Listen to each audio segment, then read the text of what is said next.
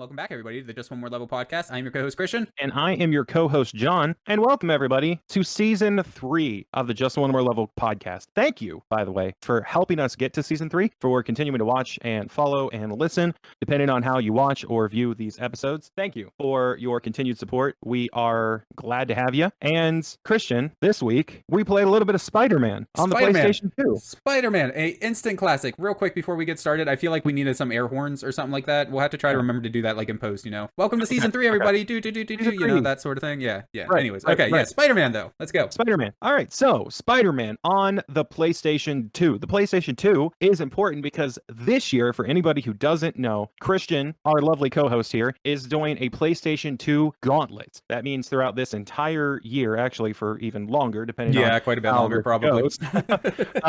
Christian's goal is to play every PlayStation 2 game that has been released in North America. He wants to play them all, and he wants to stream them all, and you can join him and follow him over on Twitch at Stream All the Steam. The links are going to be down in the description of the video or on your podcast provider of choice, which is always where we say you can find us at the end of these episodes. But just to mix it up a little bit, we're going to say it now. Consider subscribing, consider following, etc., etc. Thank you for supporting us as always. And without further ado, let's get into the episode. So, Spider-Man. Christian, Spider-Man. I got some information for you about Spider-Man. I'm interested. All right. Let's hear it. Yeah, what kind of information you got for me? So, this game obviously was released for the PlayStation 2. That's where most people know it and love it from. But it also came out on all the other popular platforms of the day. Came out on Windows, Xbox, GameCube, Game Boy Advance. I don't know how that copy looks. Don't ask me. I'm sure it's nothing like this one. I also surprised. I didn't know that it came out on PC, actually. That's that's interesting. Okay.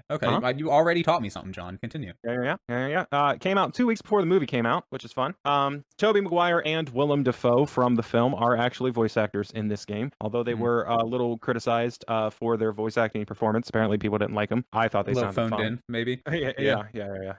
So it had tons of crew, producers, artists, writers, programmers, etc. It was produced by Activision, but it was developed by Treyarch. Treyarch? Yeah, that's the one. However you say that. That's a name. So you might know them. They're famous for doing Call of Duty every year. That's what they do. That's usually what they get up to. I mean, in the past, 10 years, basically, that's all they've done. So, yeah. Right. But in the 2000s, they were a powerhouse. And after the success of this game, Activision made them the lead developers on all Spider-Man/Activision games that came out in the 2000s all the way up to 2008. That's a total of 5 titles they were able to do that for. And those 5 titles sold more than 6 million copies. Spider-Man, this game, 2002, Spider-Man, was the 15th best-selling game on the PlayStation 2, period. Wait, it wasn't. For real? This Spider-Man game. This one Spider-Man that we're about game, to talk about today. This one that we're about to talk about was the 15th best-selling game on the PlayStation 2 between January 2000 and July of 2006. It sold 2.1 million copies. Okay. So just for those 6 years, though. Outside of that doesn't count. Honestly, though, even that is hard to believe. Yes, technically 2000, that's 2 years before this game came out. Right. I mean, yeah. After this game came out, yes, it had become the 15th best-selling That is PlayStation actually 2 crazy. game. Especially because I think we both have some not so amazing things to say about that would be Spider-Man. Yeah. So that would yes. I mean, there's no beating around the bush here. Was there anything else that you want to say before we get into just saying mean things about Spider-Man? No, that's pretty much the whole history of what's going on. There's a couple of tidbits and fun facts about Treyarch, the studio, but we can always get into them as we go along here. Right. So, Christian, what did you think of Spider-Man? I think it's a video game that you can play if you want to. And I think I dislike it a little less than Dorsman does, but there are some glaring issues, the largest of which is the fact that it made me ill to play the game. Because the camera is actual trash. It rotates and flings and moves every which direction so quickly, and it actually made me feel ill after about a half hour or so playing it. It's rough, but I don't want to sit here and bitch about it nonstop by myself. Jonathan, what about you, man? What was one thing that you really loved or didn't so much about? Christian, let me tell you. Okay, now I have a long history with Spider-Man. As a kid, I was the biggest Spider-Man fan around, right? And as a kid, also, I had the PlayStation 1, not the PlayStation 2, so I didn't actually get to play this when it was new. I I got to play it a little bit more recently, a few years ago, when I started collecting consoles for myself. Okay. So I had Spider-Man by Neversoft and Activision for the PlayStation 1. And it's Spider-Man 2 actually for the PlayStation 1. And I played the crap out of that game. Love that game. And I think it holds up. I've replayed it recently since I've been a grown-up, and I still think it holds up. I think it does really well. And this game is a poor approximation of what I think that game does well. Why though? Like why is that though? Like you obviously have strong feelings, but I do. Okay. So here's my theory. This game was made by essentially the same people, not the same developer, but the same publishers, right? Activision. Okay. Yeah, for huge sure. studio, right? Tons of money they could have thrown at this. And I feel like since this came out before the movie came out, they made a Spider-Man game, but they did not make a game based on the movie at all. Right, if you play this game, it moves just as clunky as a PS1 game. It does. But they tried worse than some PS1 games, to be honest. Yeah. But they tried to pretty it up a little bit, and I think they tried to tighten it up a little bit, and it actually made it worse. Because something that's really good about the Spider-Man PS1 games is it's very stiff, but it's very apparent what you can do, what you should be able to do, what you are able to do, and it's very linear. It takes you from one part of the game to the next, which is the model that they tried to copy with this game, and it fell flat on its face. I was gonna say it's pretty linear because it's mission based. Like you don't really have any option but to go through what it wants you to go through, like mission by mission. Right. My problem with the game, like you brought up controls, and I agree the controls are shit, but I can quantify it. I can say the two things specifically that make me feel the controls in this game are shit. First and foremost, there's no button to start climbing on walls or going up walls or whatever. You just go near a wall, and the game arbitrarily decides if you want to go up it or not. And that is shit. That's terrible because like you can be trying to walk down a hallway, which is something this game loves to do, at least in the first few missions. I did only play through the first few missions, but the game loves to throw you in tight corridors. So you're just trying to run down a hall or whatever, and now all of a sudden you're going up the side of the wall in that corridor, and it's like, I'm just trying to get to the end of the hallway, man. I don't want to be climbing up the edge here. And anytime you do that, the camera rotates around and makes you nauseous, and it's trash. And second, the movement in this game isn't camera based, it is character based. And for anybody that doesn't know what that means play any game that's not absolute trash, hold forward on the left stick, right? Now rotate the camera to the right or left with the right stick. Your character is now going to start turning. They're going to start walking to the right or left along with you moving the camera. This game doesn't work like that. So you hold up on the stick, turn the camera to the left. Now all of a sudden you're still walking perfectly straight, like the same way you were before. It doesn't turn at all. And to make matters worse, if you then let go of the stick and press it forward, guess which direction you're going to walk? Not the same direction you were walking a moment ago. No, now all of a sudden it's fucking camera based and you're going to start walking the direction of the camera. It is absolute trash. It is so bad. It's so bad. It's the actual worst thing ever, man. Yes, like it's very, very bad. I tried to warn you. I tried to warn Christian, folks, before he played this game, because I was talking to him about it, and I was playing it for a couple of days, honestly, to try to get through enough of the game to talk about for the podcast, because I just kept dying over and over and over again. And I'm not that bad at games. I'm definitely not that bad at Spider-Man games. So I was like, what is going on? Am I insane? And I was like, Christian, this game is fatally flawed. And he was like, oh, you're talking about the PS1 Spider-Man games, right? Not the PS2. The PS2 games are classics. And I was like, no, listen, it's so much worse than we thought it was. It has redeeming. It's not like I thought. It's not like we thought when we were kids. This is worse. This is so much worse. I don't think like every part of the game is bad. I don't think every part of the game is bad. It's the movement is terrible. And then like whenever Jonathan and I, Dorsman and I talked about this before the game, he brought up the fact that like you have a certain amount of web that you can use, like a limited amount, right? Right. And like that is dumb given the circumstances, but it's a video game, so I don't really care, right? I can get over that. The missions are hard. Hey, that's true too. The missions are needlessly hard in some places, and it can be a bit repetitive. Also, valid criticism. Swinging around, while not as fun as Spider-Man 2, it's actually still fun. I think that's okay, and I think that's something we a little bit disagree on. Like, I know that like you didn't say it was bad, but you were also like, it's kind of bad, like, right? Well, like, no, the only reason I was saying the swinging is bad is because there is no way without literally stopping, changing direction, and then continuing to swing to change direction while you're midair. There's no button, there's no side button, there's no like quick swing, there's no strafe, no control like that exists in order to change directions while you're swinging. And there are missions where you need to perform combat and you need to perform tight maneuvers while airborne in order to pass the mission, or it's an instant kill. Instant kill. If you fall, it's instant kill. If you lose your target, it's game over and you have to restart the mission, regardless of where you are in the mission, which is simply,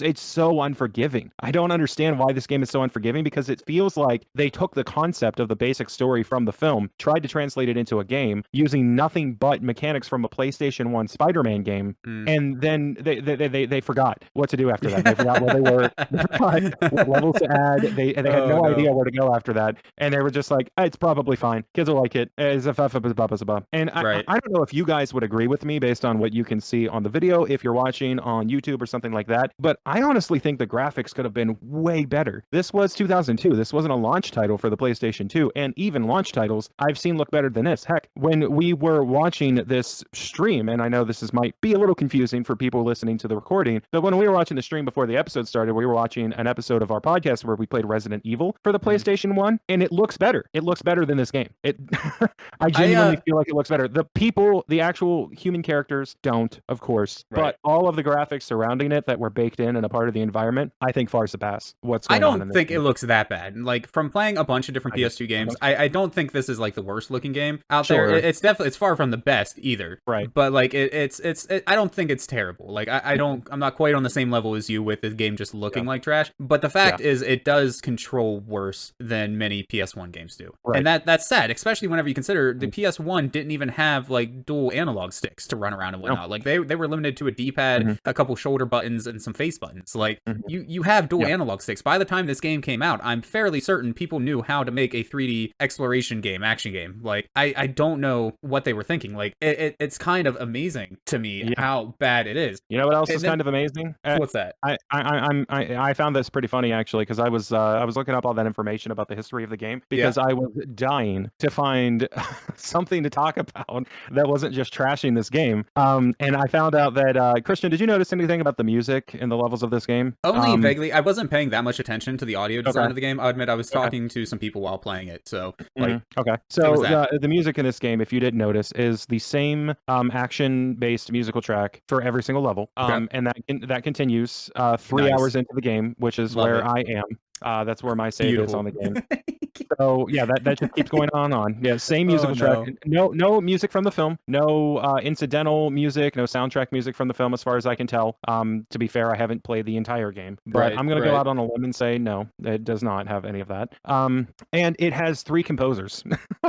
3 composers, and they made one song basically. And they made one song. Yeah, they made a good one. They were happy with it. They laid down the track, and it sounds so generic. It just sounds like generic hero music. Right. Like I don't really. It's bad. The whole game is a hot mess. Like it's okay. There's a viewer, for anybody who doesn't know, we do live stream these on Twitch, and there is a viewer mentioning motion sickness, and I experienced the same thing with it. Like it's rough, not only to watch but to play. It feels like it's meant to be fast paced action, but if you try to actually run around fast paced, you're gonna get stuck on random things. The camera's gonna go all over the place. It's gonna, if you're prone to motion sickness the same way that I am, and apparently that viewer is, like, it's going to make you sick. And it's just there's a lot left on the table. And like John mentioned earlier, I remember this being a classic, something that I loved growing up, such a great game or whatever, but it's not actually. Going back and playing it now, it's like I could finish it, right? I would be willing to go back and finish it. It's not it's not like South Park on the PS1 where it is so bad that nobody should ever finish it, even though I did because I'm a glutton for punishment.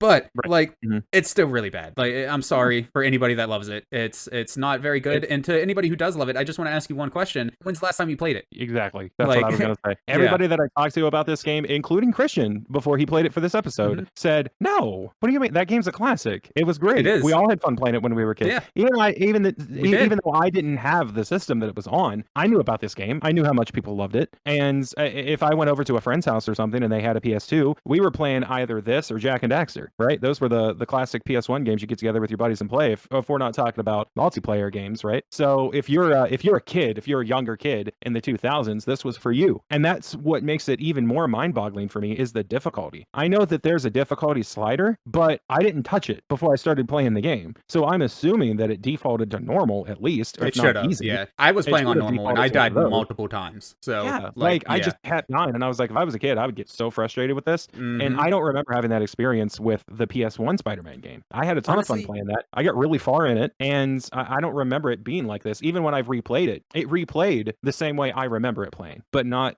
this.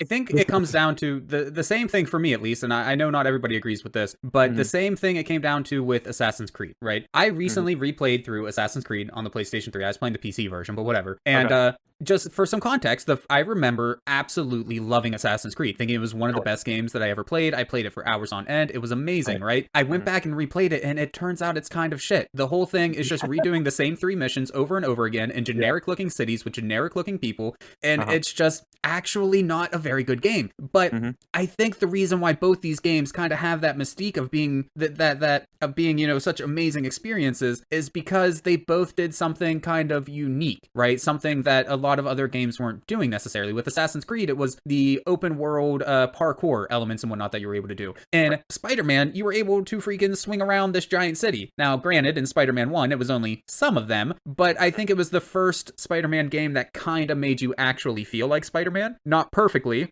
but like, I don't know if I ever played the PS1 ones. I don't remember playing them at least, but I imagine you kind of feel more like Spider-Man in this one, right? With going around the city and being able to actually like explore and go up and down the buildings and all that BS. Yes, no? Yeah, it's the same. It's the same kind of game. Really? Like, so the same level of exploration, like being able to explore a large chunk of the city freely without loading screens or anything like that. Really? Well, okay. Like I said, I don't know. I don't really you don't really explore a chunk of the city in the PS1 game, but to be fair, you don't really do that in this game either. I mean, you do. There's not a whole lot of reason to explore it, but like you do get to, right? Like by the 3rd or 4th mission, you you have a decent chunk of the city that you can go around. Now it's just a generic chunk of the city, but like you can. There's different buildings you can stop at. You can't go to ground level, right? But you're not like really free to explore anything because you're stuck in a mission. You know? Yeah, you are stuck in a mission, but like it's not timed. There are timed ones, but there are some that aren't timed, and they're pretty open for how large of a chunk you can explore the city though. So like it's not like Spider-Man 2 on the PS2, but like again, I don't know. I can't really compare it that much to the PS1 one, but I just feel like for me personally, at least, that was kind of probably what made this game stick out to me and what made me think it was a good game was because I could swing around this large city, right?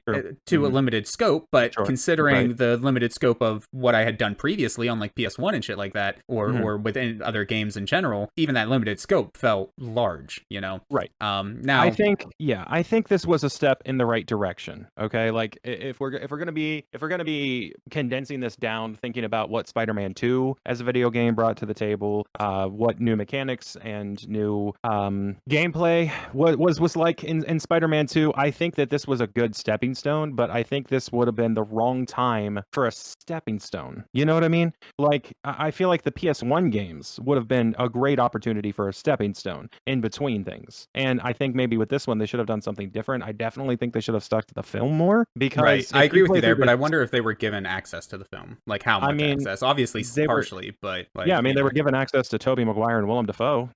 Right. But I mean, like, to be fair, anybody with enough money has access to Tobey Maguire and Willem Dafoe. I guess, so, you know, fair. like, but, and like, I mean, they did use some scenes from the movie and whatnot, so it obviously had partial access to it. But I wonder how much, because the things like you mentioned before with the him having a limited use of the web, where obviously in the films he doesn't, things like that. So it makes me wonder. But as far as like stepping stones go, I don't know, man. Like the PS1 is extremely limited. Sometimes people forget how limited it is with its memory and whatnot. Just the fact that like whatchamacallit, Crash Bandicoot was amazing for how large the levels they had, and looking back at it now, the levels weren't actually all that big, you know. So like I don't know. I feel like it was probably a little more limited on the PS1 than we imagine, and I think this was a decent stepping stone. But they obviously had a long way to take it. I mean, the way I look at it, Kingdom Hearts also came out in 2002. Right. And like, if I know some people aren't a huge fan of Kingdom Hearts or whatever, but I mean, it just with the way it controls and everything, I feel is a huge step up in Kingdom Hearts compared to this with the camera, with the character movement, everything. And Kingdom Hearts didn't even have a great camera, but it was still so much better than this, you know? Yeah. And I mean, if you think about it, Grand Theft Auto 3, 2001. Yep. Talk about an open world game with free exploration and whatnot. Yeah, exactly. Yeah, and released a year earlier, and really brought it. That's only a year after console launch. So if you're thinking about dev time with GTA 3, they didn't have that long. I mean, possibly longer than this game. I'm not sure what the dev schedule was like for this game. I'm not sure how fast the studio was rushing it out, but I do happen to know a fun fact about Spider-Man the movie, and that is they shot the movie and then sat on it for a few months because they had to do an extensive amount of post-production overwork because there was a tragedy that happened in September 11th, 2001. Oh, of course, yeah.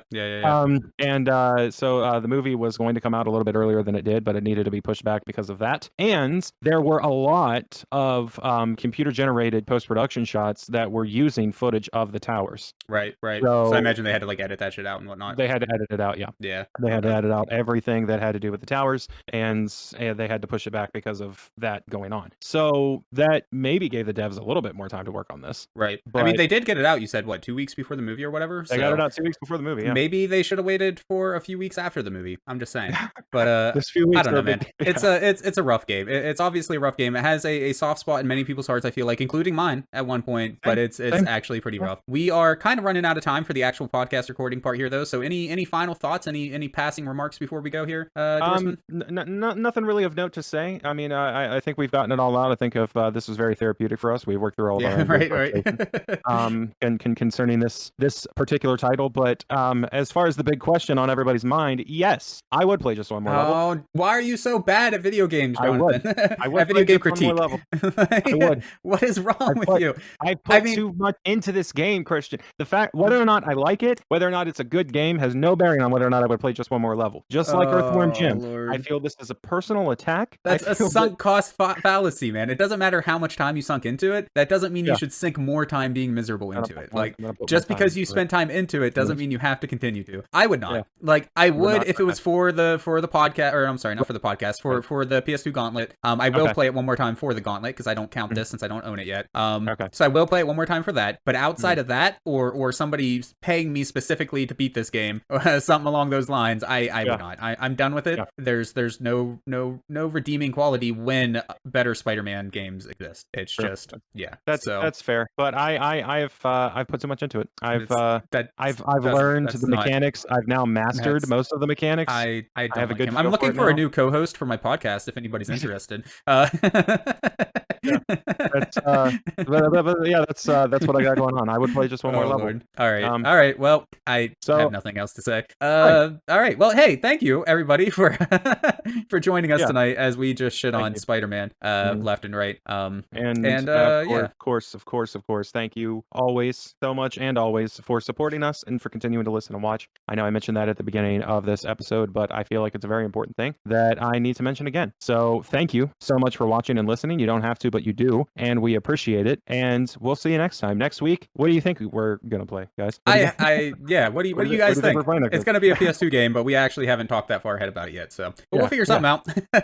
Hopefully every Sunday, for anybody who hasn't heard the news, every Sunday night, hopefully we'll be recording at least one, if not more, episodes of the podcast, and then of course just hanging out and BSing with everybody. This is also our chance to just talk and hang out. So yeah, but as far as the I can't talk. As far as the podcast goes, that's all we got time for. So we will see you again next time, everybody. Bye bye. Yep. Bye bye.